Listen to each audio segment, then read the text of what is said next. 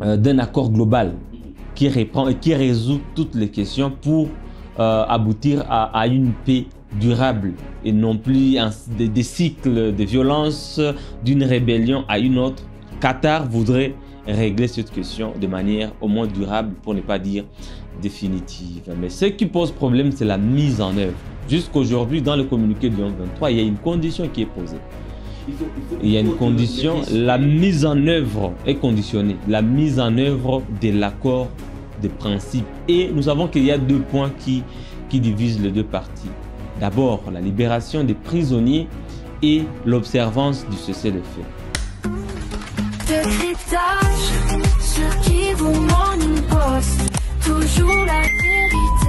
Un projet d'accord de paix a été partagé par le groupe, le mouvement politico-militaire de l'AFC-M23 et le gouvernement congolais. Selon une source citée par l'agence France Presse, les pourparlers des Doha vont reprendre dans quelques jours. Cela fait suite à l'accord de principe signé depuis le mois de juillet par les deux parties qui se sont convenus d'un respect du cessez-le-feu jusqu'aujourd'hui qui cause encore problème sur terrain. À Doha, ça évolue. Maintenant que les textes sur l'accord de paix a été partagé, et on laissait le dimanche des communiqués parallèles du 1-23 et du gouvernement congolais qui soutiennent Doha pour mettre fin au conflit à l'est de la République démocratique du Congo. Messieurs, dames, bonjour et merci de choisir Kivu Morning Post. Nous allons faire cet éclairage aujourd'hui. Un éclairage utile, les Qatar s'apprêtent donc à accueillir un important cycle de négociations à Doha qui devra débuter dans quelques jours. Nous recevons Jospin Hongui sur ce plateau de Kivu Morning Post pour en parler. Jospin, bonjour et surtout bienvenue. Bonjour Blaise, merci beaucoup. Bonne semaine à vous et à tous ceux qui nous suivent en ces moments. Nous commençons cette émission d'abord par revenir sur la communication du 1-23 avant qu'un communiqué similaire au gouvernement congolais ne soit publié. D'abord, c'était Laurence Kanyuka, porte-parole de l'AFC-M23, qui dénonçait des violations sur terrain du cessez-le-feu et qui disait être toujours, leur moment être déterminé à aller protéger les populations civiles. Bon, c'était des accusations mutuelles parce que les FARDC ont aussi communiqué dans ce sens, accusant l'AFC-M23 de poursuivre avec des attaques sur des zones peuplées, notamment dans le sud Kivu, dans le territoire de Walungu, mais aussi au nord Kivu, dans le territoire de Massissi, Rutshuru et Walikale. Les deux parties se sont beaucoup accusées ces derniers temps. Et sur le terrain, bien sûr, il y a des combats qui se poursuivent en ces moments où nous parlons dans le village d'Ngenge, en groupement à Loayung, dans le territoire de Walikale. L'AF-123 a évoqué aussi des combats à Kanyola, en Zimbira, dans le territoire de Walungu, évoquant même des attaques avec des drones kamikazes, de l'artillerie lourde, accusant bien sûr la force coalisée de Kinshasa, parce que la 123 fait allusion au Wazalendo et à tous les partenaires militaires de l'armée. Mais en parlant de ces deux communiqués, ce n'était pas un hasard, Blaise. C'est pas une coïncidence, ça fait partie de la règle de jeu.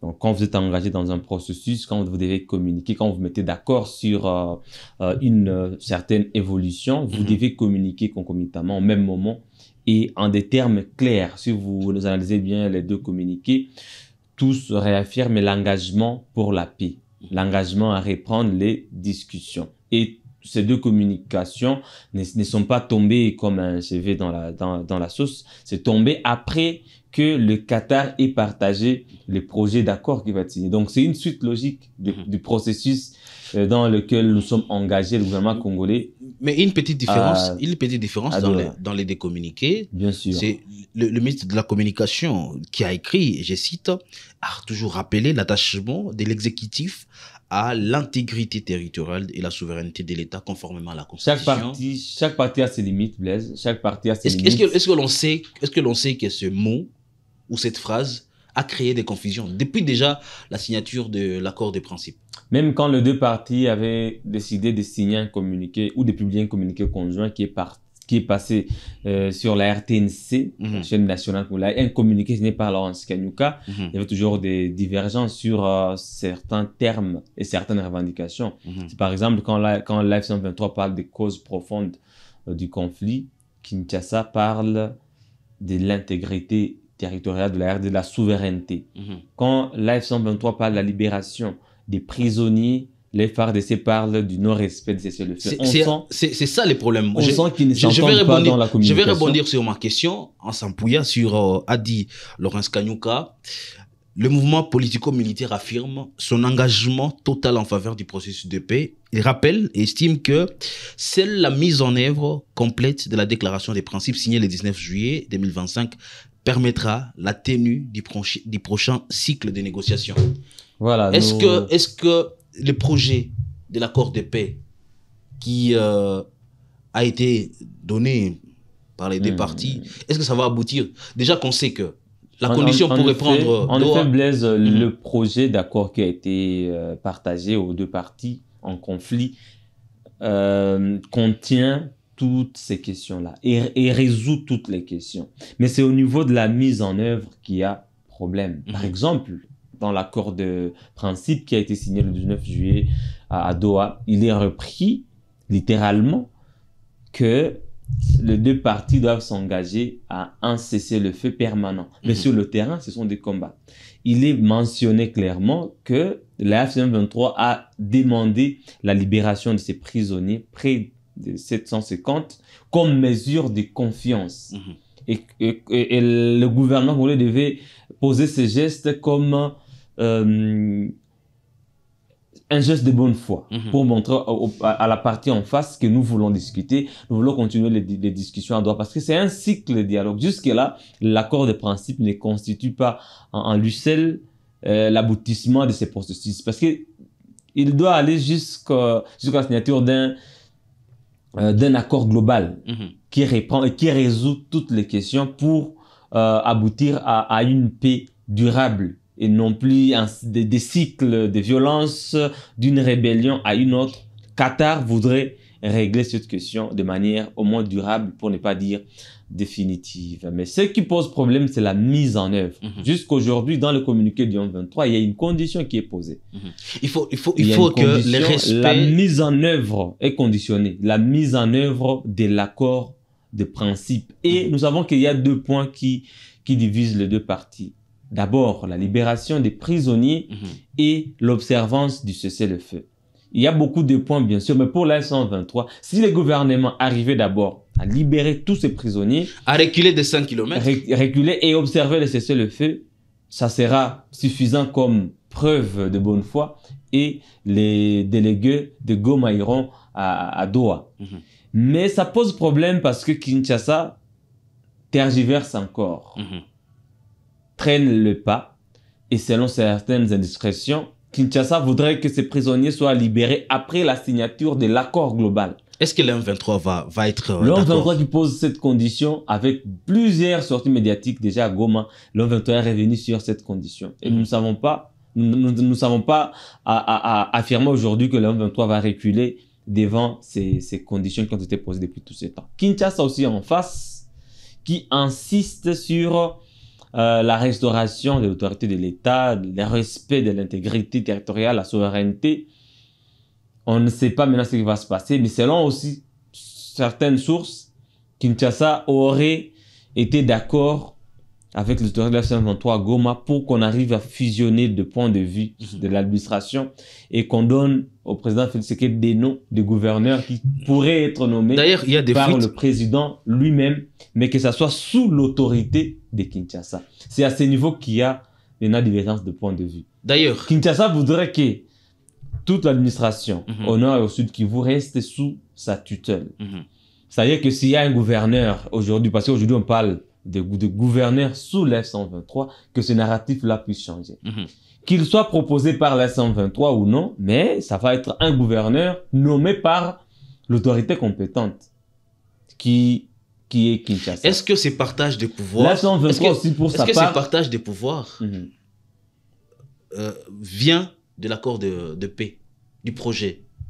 Ben, je pense que ça doit venir parce que, comme je le disais, cet accord traite de toutes les questions. Parce que toutes les revendications, que ce soit au niveau de Goma ou de Kinshasa, doivent rencontrer l'idée de l'accord. Parce que quand on parle, par exemple, du fédéralisme, nombreux pensent que cela pourrait ouvrir une brèche à la balkanisation, mais c'est constitutionnel, par exemple. C'est constitutionnel et nous savons que ça ne sera pas la première en Afrique ou au monde. Les régimes fédéral, en Tanzanie, ils sont sous ces régimes-là. Quand vous êtes en Zanzibar, c'est une administration qui est un peu autonome de Dar es Salaam. Mais on n'a jamais connu des guerres ou des groupes armés.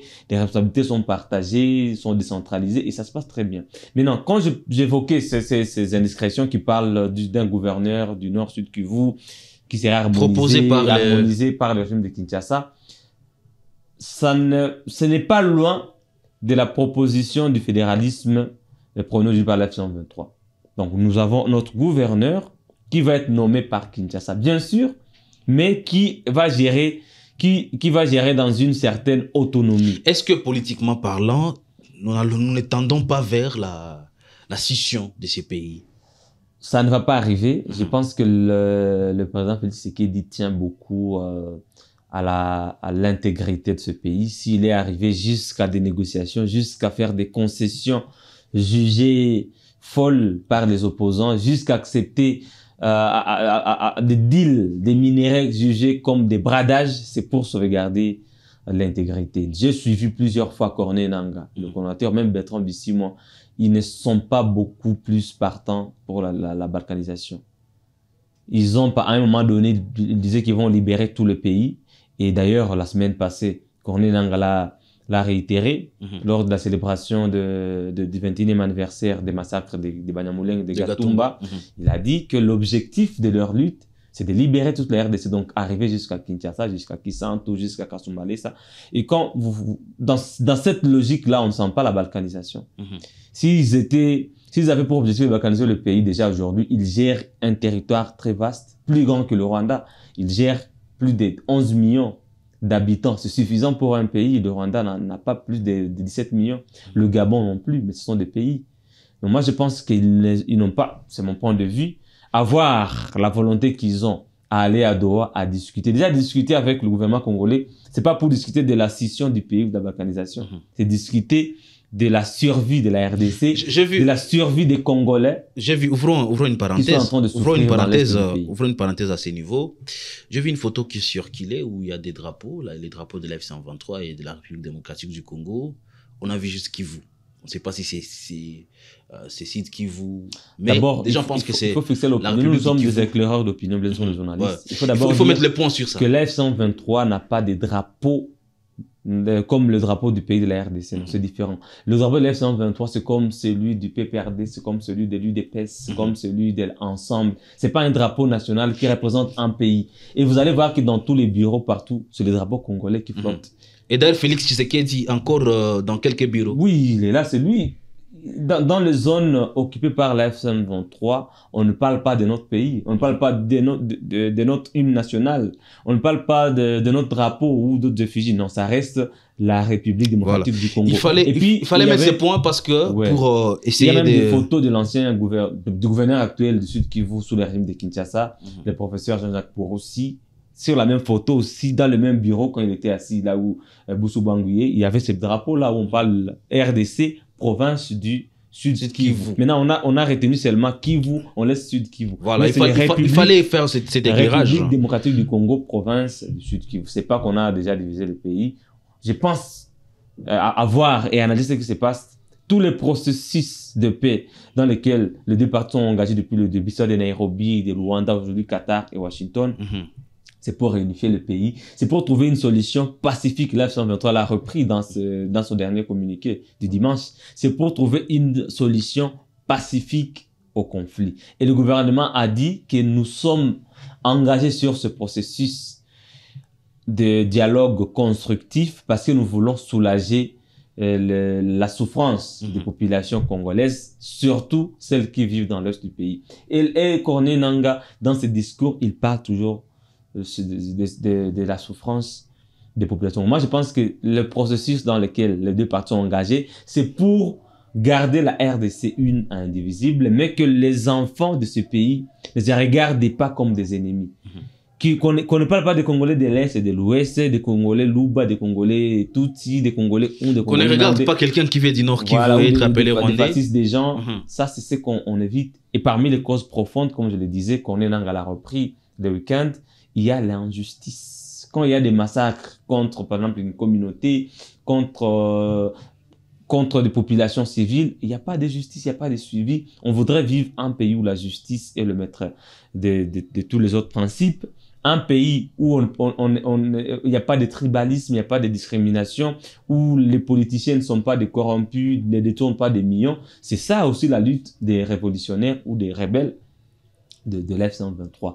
Je pense que le processus de Doha va résoudre toutes ces questions et la RDC va rester une nation forte. S'il faut que certaines autorités politiques, l'F-123 qui dirigent aujourd'hui, restent dans le système politique, toutes ces questions sont gérées au niveau de l'accord qui a été partagé, le projet d'accord qui a été partagé. Mais je ne pense pas aussi, comme certains le pensent, que tous les membres de l'F-123, que ce soit les cadres politiques ou militaires, vont partir un jour et se retirer parce qu'ils ne vont pas aller se jeter dans les lacs. Aujourd'hui, j'ai suivi, parce qu'il y a une autre promotion peut-être de l'F-123, j'ai vu beaucoup de Congolais aller encore en masse à Rumangabo. Je me posais la question. Donc, ces gens aussi vont se retirer un jour. J'ai vu des collègues de classe partir à Rumangabo. J'ai vu des voisins. J'ai vu aussi des frères aller se dire, bon, nous allons aussi nous engager. Et moi, je me suis posé la question. Donc, tous ces gens ici vont aussi un jour se retirer de la RDC, mais finalement, ils iront où? C'est pourquoi il faut éviter les sensationnels dans l'opinion. C'est loin de ce qui se passe à Doha. Tout ce que nous parlons sur les réseaux sociaux, et c'est tellement contradictoire de ce que le gouvernement est en train d'accepter comme concession dans ces processus de paix. Et tout ce que nous voulons comme peuple congolais, comme journalistes congolais, c'est d'œuvrer dans un pays qui n'est pas divisé, c'est de travailler, parce que ça nous facilite aussi la tâche de travailler. Nous sommes toujours indépendants et libres dans notre métier, et nous voulons que cela puisse continuer quand le pays est réunifié, quand le fils et filles de la RDC se sont retrouvés. Et Blaise, peut-être pour suiter avec mon idée, je me disais toujours qu'il y a des questions qui devront être traitées dans des dialogues avec les Congolais. Peu importe ce qui se passe à Doha sur la facilitation, il y a des questions faut toujours un dialogue qui doivent être traitées dans le dialogue entre Congolais. Par exemple, la question de discrimination, de tribalisme, c'est une question où des réconciliations aujourd'hui, parce qu'aujourd'hui, nous sommes tous un seul peuple, même nous sommes divisés. L'M23 parle de gouvernement etc. comme des ennemis, les ennemis. À Kinshasa, on parle de ceux qui sont à Goma comme des ennemis. Quand il y a même un consulat qui est désigné par le Kenya à Goma, on parle d'une zone où on ne doit pas... Ouais, donc, nous sommes déjà divisés, mais il faut maintenant un dialogue national qui va nous où mettre les Congolais se mettent autour de la même table, se réconcilient, se pardonnent et continuer à vivre comme des frères. En dehors de ces pourparlers politiques, des arrangements politiques, vous pouvez accepter, vous faites des concessions, vous concédez pour un intérêt politique, mais plus tard, si vous ne vous aimez pas, si vous ne vous réconciliez pas, vous allez encore vous retourner les armes les uns contre les autres et ça ne sera pas intéressant. Très bien. Alors, nous allons finir cette émission. D'abord, dire merci aux Congolais déjà qui commencent à rentrer à Goma. Il y a quelques familles qui rentrent déjà à Goma. Il y avait de l'herbe dans vos parcelles. Il faut trouver beaucoup de temps pour arranger ça. Merci déjà de retourner. Il faut retourner chez soi. Il faut vivre à côté de la population, sentir la douleur de la population. Et surtout, on va dire, nous devons rester unis. Nous sommes un seul peuple et les efforts politiques doivent nous aider à rester indivisibles. Messieurs, dames, fin de cette émission de cryptage.